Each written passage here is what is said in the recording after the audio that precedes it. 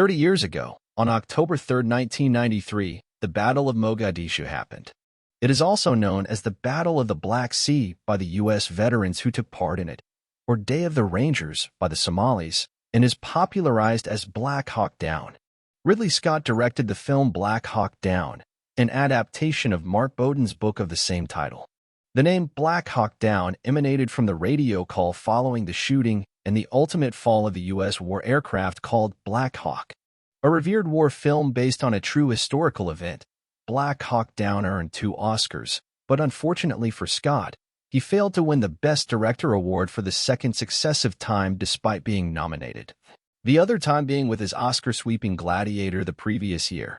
That hasn't dampened Scott's enthusiasm for making historical and period movies, and his upcoming Napoleon is a testament to his passion for retelling history through film. But while Black Hawk Down is acclaimed for being a game-changer in depicting war, it has numerous historical inaccuracies. So what did Ridley Scott's blockbuster get wrong? Black Hawk Down misses important context about the Battle of Mogadishu. Telling the story of a war that took place over 24 hours within the course of a film is no walk in the park. Ridley Scott has been praised, including by military experts, for how he showed the realism of urban warfare in Black Hawk Down. The film remains largely faithful to Mark Bowden's recollection of events in his book. However, while the film attempts to put events leading up to the battle into context using text cards at the beginning, it falls short of some significant facts. For example, the film leaves out the Bloody Monday raid, also known as the Abdi House Raid or Operation Michigan, which took place on July 12, 1993, and had a significant influence on the Battle of Mogadishu. During the operation, the United Nations operation in Somalia, UNUSM, attacked the attendance of a meeting that was being held at Mohammed Farah Aidid's Minister of Defense Abdi Hassan Awale's Mogadishu villa. Bowden notes in his book that casualties from the raid were upwards of 70, confirmed by interviews with various witnesses. This figure is disputed. The UN puts it at 13. American and UNUSM officials insisted, according to Bowden's book, that the operation was necessary to rid of Aidid's staunch hardliner supporters.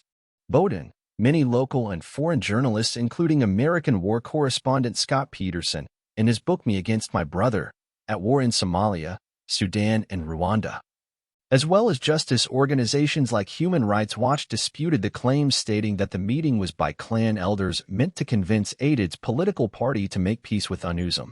According to Peterson's book, the significance of this raid was that it turned Somalis against Americans and foreigners, and 4 foreign correspondents covering the conflict were killed by locals.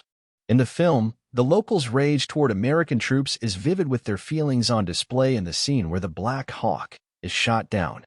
This problematic lack of context to the events in Black Hawk Down gives the impression that Somalis were against Americans who had gone to help them for no apparent reason.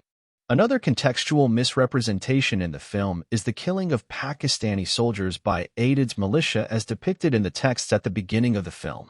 While the film notes that, in June, Aidid's militia ambush and slaughter 24 Pakistani soldiers, it fails to give the context of it. The Pakistani soldiers had reportedly gone to Radio Mogadishu, which was popular in the city, and Aidid's mouthpiece against UNUSM, to inspect an arms cache located at the station. There had been reports circulating beforehand that the UN was planning to seize Aidid's broadcasting infrastructure. The attack on the Pakistani soldiers by Aidid's militia was out of that fear. While Aidid was indeed a feared, ruthless warlord, he was one warlord among many others.